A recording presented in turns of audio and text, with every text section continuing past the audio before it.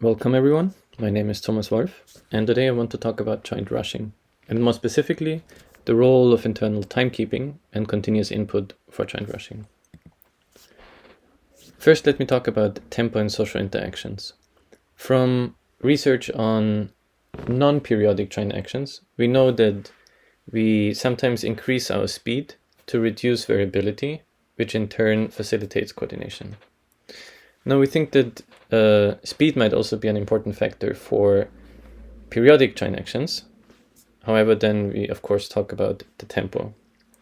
To study tempo in periodic social interactions, we focus on the phenomenon of joint rushing. This is the phenomenon where groups of people engaging in synchronized rhythmic activities tend to unintentionally increase their tempo.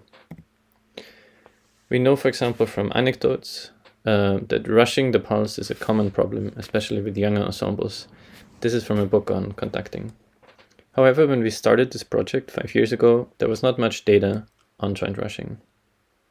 In the meantime, there have been 3 studies published, one by Okano and colleagues in 2017, one by Thompson and colleagues in 2018, and one by our lab in 2019. And through these different studies, consistently we can see effects of joint rushing. For example, here I'm plotting the results of our study from 2019, where you can see that the performance in red, which is the performance in joint trials, shows a significant increase in speed. And on the y-axis we have intertab intervals, where lower means faster tempo. Whereas in the solo condition in light gray, the tempo does fluctuate a bit, but it is not increased. For this study, we had 3 research questions. The first question we wanted to address is whether joint rushing originates from a mechanism of sensorimotor synchronization.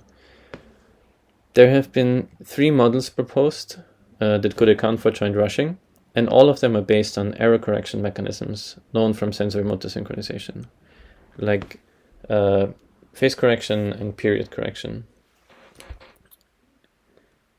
And this is opposed to theories that think that joint rushing is based on psychological states such as arousal or anxiety.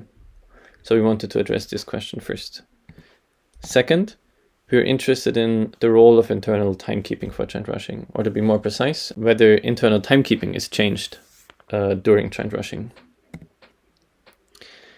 There are 2 reasons for why it might not be changed. First of all, internal timekeeping is often said to be changed through period correction, and period correction has certain characteristics that are hard to reconcile with the data of joint rushing.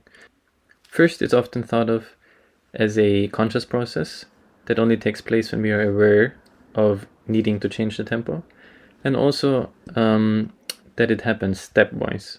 And then also in joint rushing we get this characteristic flattening of the curve, where we can see that the tempo increase stops after some time and the tempo stays the same once a certain tempo is reached. And this could be due to the internal timekeeper not being changed.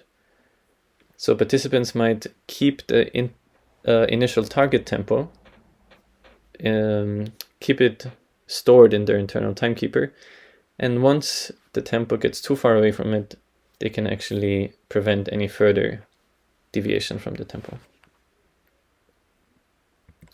And then the third question we wanted to address is whether musical expertise has an influence on joint rushing, since the anecdotal evidence concerning this question is inconclusive. To address these questions, we conducted 2 experiments with a synchronization continuation task, in which participants were asked to synchronize to a metronome for the first 10 seconds of a trial, and then to continue tapping in that target tempo for 60 seconds after the metronome fades away. We have, as in all studies before, a solo condition and a joint condition, and participants sat in different rooms. For the first experiment, we invited non-musicians. As in previous studies, we again see very strong effects of joint rushing. As soon as participants hear their partners, here in red, they increase their tempo, which here is signified by lower relative ITIs, relative meaning to the initial target tempo, to their initial tempo. Whereas in the solo condition, they roughly stay at the target tempo. But crucially, in this experiment, we also included a third condition in which the mutual feedback is cut halfway through the trial. So the interrupted trials start like a joint trial, but after 30 seconds, participants would stop hearing their partner. And here we were interested in how participants behave after the feedback is cut. Either there could be no difference between joint trials and joint interrupted trials, and participants could simply continue to increase the tempo. This would speak in favor for an explanation of psychological states. However, if we think that joint rushing depends on continuous input by another partner, we would predict what we can see in the second graph, where the tempo stays the same after the feedback is cut. And then if internal timekeeping is not updated actually, and participants still have the initial target tempo set in the internal timekeeper, then we would expect their tempo to bounce back to the initial tempo, which would address our question about internal timekeeping. And here's the data. We can see that this is in line with the second graph of predictions, where participants in the interrupted condition, which is the one with the red rectangle behind it,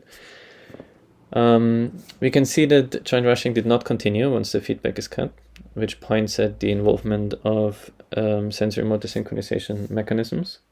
And also we can see that the tempo doesn't bounce back to the initial tempo, which speaks for a change of the internal timekeeping during joint rushing.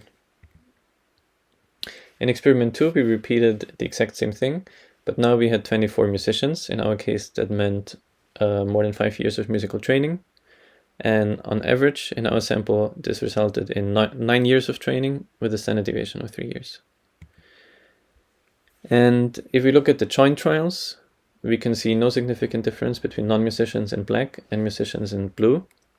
And also when we look at the interrupted trials, where we're interested in whether they bounce back to the initial tempo, we can see no significant difference between non-musicians or musicians.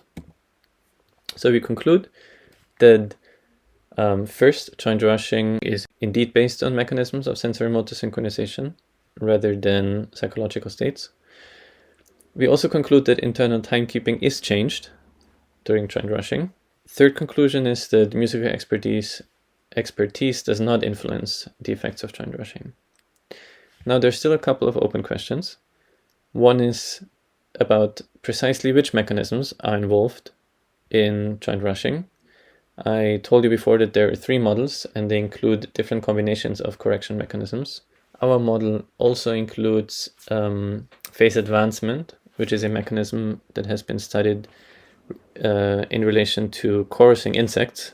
Second, since internal timekeeping seems to be changed during joint rushing, it cannot be behind the flattening of the tempo change. So it's still an open question how and why the tempo increase flattens out during joint rushing.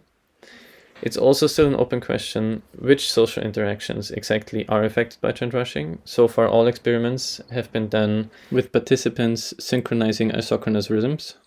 A very important question that's still to be addressed is whether joint rushing has a function. It could serve the function of facilitating interaction. But it could also be that joint rushing is simply an epiphenomenon of error correction mechanisms. And finally, the last open question is whether joint rushing has played a role in the evolution of cultural artifacts such as work songs and metronomes. Thank you very much.